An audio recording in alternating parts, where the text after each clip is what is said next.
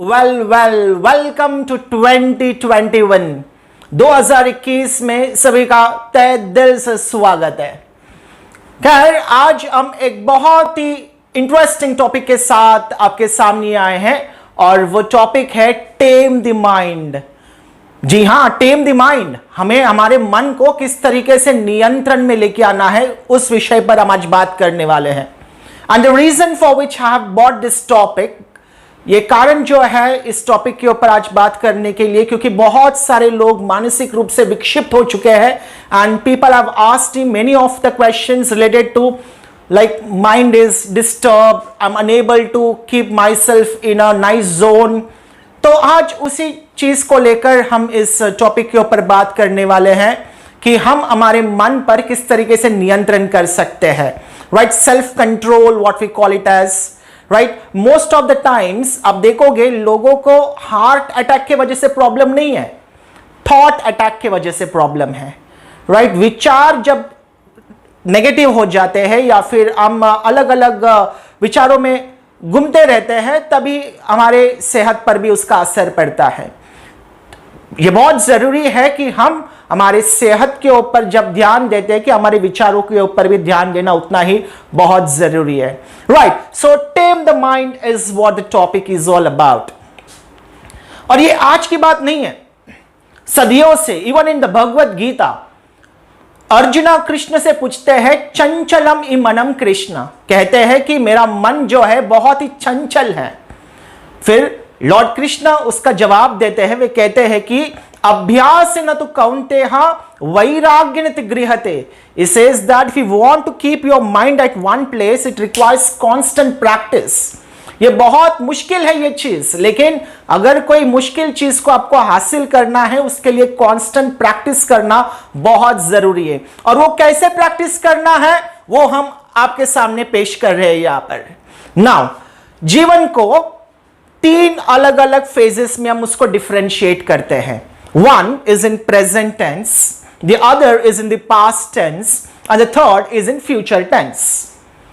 आपको पता है कि जीवन जो है वर्तमान में चलता है, प्रेजेंट टेंस में चलता है।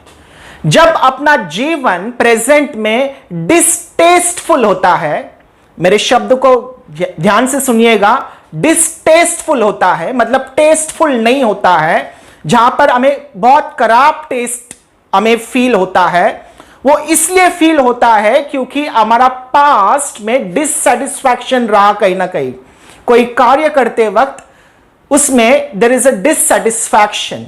That is what which is bringing distaste to the present, and because you are feeling the distaste in the present, you will distrust the future. It's a very interesting analogy.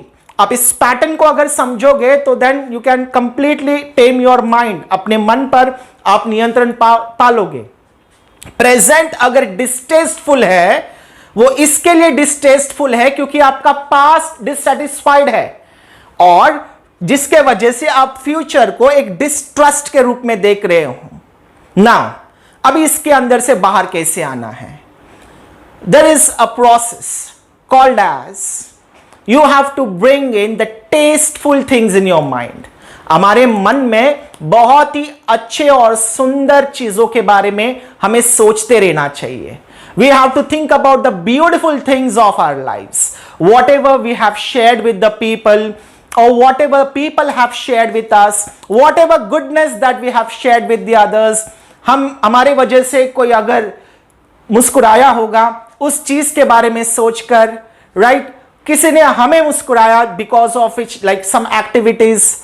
So we have to bring in the taste buds of happiness, and because of that taste buds you will just enjoy the present, and by which you can concentrate on your minds positiveness. And what is mind? Mind is nothing but thoughts. Thoughts can be positive, thoughts can be negative, but we have to make sure that our mind has got positive thoughts. और mindless बनना भी बहुत जरूरी है, like thoughtless। अगर कोई यहां पर क्रिकेट को बहुत बेहतरीन तरीके से जानता है, वीरेंद्र सहवाग को किसी ने एक इंटरव्यू में प्रश्न पूछा था कि आप इतने आजादी से क्रिकेट कैसे खेल पाते हो, 200 रन 300 रन टेस्ट मैच में किस तरीके से बना लेते हो। उन्होंने एक बहुत ही साधारण तरीके से उसका जवाब दिया। उन्होंने कहा कि I keep my mind empty, मैं मेरे मन को खाली रखता हूं, देयर इज नो थॉट्स। और वो अपने बैटिंग करते वक्त गुनगुनाते रहते हैं, कोई म्यूजिक को गुनगुनाते रहते हैं। And that's the reason we feel that is batting is so simple.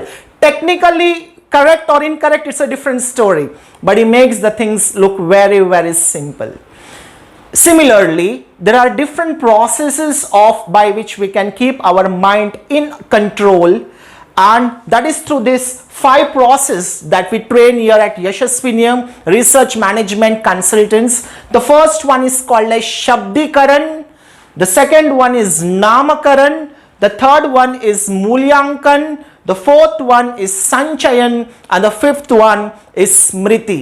With these 5 important steps, we make sure that we help our people to control their minds, to bring in that self-control. And what best than what we are taught in the Bhagavad Gita, in the 6th chapter, the complete 6th chapter of Bhagavad Gita is on self-control.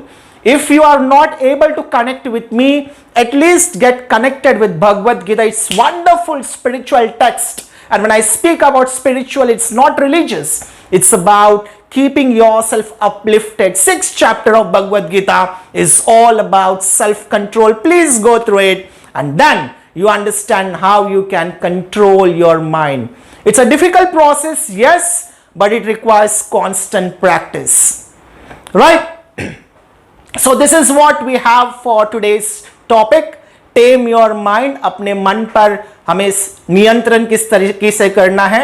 That is what, just a small glimpse of it. अगर अधिक जानकारी के लिए आप मुझे संपर्क कर सकते हो.